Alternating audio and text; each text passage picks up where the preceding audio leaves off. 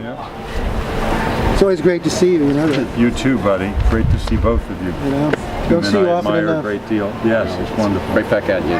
So. And you know, this is such a wonderful opportunity. Great time of the year. Beautiful weather here in Southern California. Of course, weather is on people's minds all over this globe. We see what's happening with global climate. And Dr. Mann, you probably know better than others. You faced it, you know, adversarial, you know, input from so many quarters. Tell me, how's that affected your whole position on, you know, what we're doing as a species on this globe? Well, you know, I got into the science of climate just because I was curious about this very interesting problem of understanding how Earth's climate works. And what I didn't realize at the time is that it would lead me into the center of this very contentious debate, you know, the debate over what to do about human-caused climate change. And so it's not what I signed up for when I decided to major in applied math and physics at UC Berkeley. I didn't sign up to be involved in a political debate, but that's what it's become. And frankly, I can't think of anything more useful that I could be doing with my life than trying to inform this very important debate over what we are going to do. Are we going to meet, you know, what may be the most fundamental challenge we've ever faced? And the challenge, of course, isn't just human-caused climate change. It's sustainability. It's, you know, preserving wonderful creatures like the orangutan, preserving our environment, so that our children and grandchildren inherit a vibrant Earth rather than a degraded planet. Thank you. And of course, nobody knows the issue of sustainability better than Ed Begely Jr., who's been practicing it for years and years. So Ed, tell me, what do you think about the state of affairs today and what we've been able to accomplish in the last, say, decade?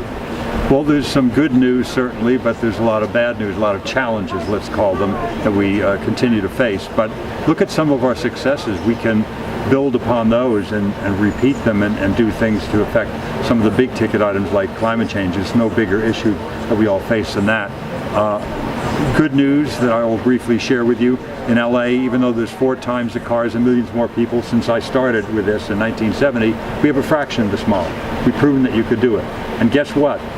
I know there's jobs in coal mines and in oil derricks and in refineries, but there's also jobs making solar panels and wind turbines and double pane windows and energy efficient thermostats and energy saving light bulbs. So those things, big and small ticket items anybody can afford, big ticket items that some people can afford, a lot of medium stuff nearly everybody can afford.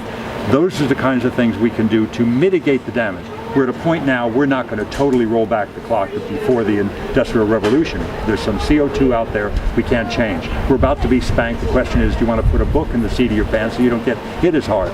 You know, I'm not sure we're going to save Lower Manhattan. Do you want to save Midtown? I mean, are we going to save all of Florida? Probably. You know, not all of Florida, but can we save, you know, parts of Florida? You know, we have challenges with climate change that are quite real. Marshall Islands, many other places, I think, are going to be very different if they're there at all. So we have to do our part. We've proven that it's not a matter of, you know, stopping business. It's just refocusing our energies in business, making our homes and businesses more efficient. And there's plenty of work and there's plenty of commerce, plenty of jobs there. Great, great. Well, you know, I've got to just add that, you know, even though the group is called the Orangutan Republic Foundation, orangutans are a symbol, really, of what, you know, the life of the planet is all about. And we're connected to that life.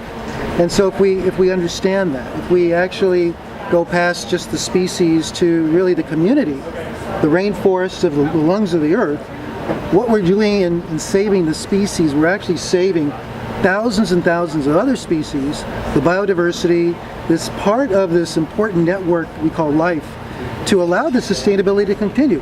And my fear is we're decompiling all the complexity which allows us to have this vibrant life that we have, but we're really running the risk of having collapses take place within the next few years if we don't do something about it. And the orangutans are, I think, just another canary in the coal mine. Exactly. For our own well-being, we have to see what's happening to them and extrapolate to the way it's going to, the way it is now affecting us. It's not something in some future tense. So we got to do this for our kids and grandkids. It's affecting us right now, and we have to get with it, and I mean today. Yeah, I mean, there's an urgency to acting now. You know, there is still time to prevent catastrophic or far more catastrophic change changes in the climate, irreversible changes in the climate. There is still time to save these magnificent creatures. And so, yes,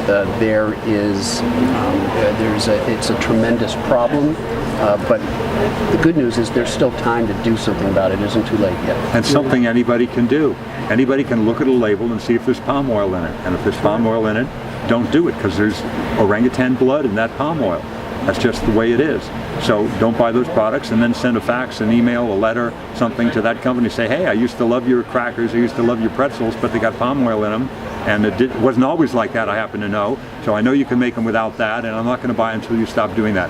They get enough letters. Unless you know it's sustainably produced. So we shouldn't vilify completely, but if we know it's certified, if you can certify that, certified, but fine. if you don't know, stay away from it. There you go.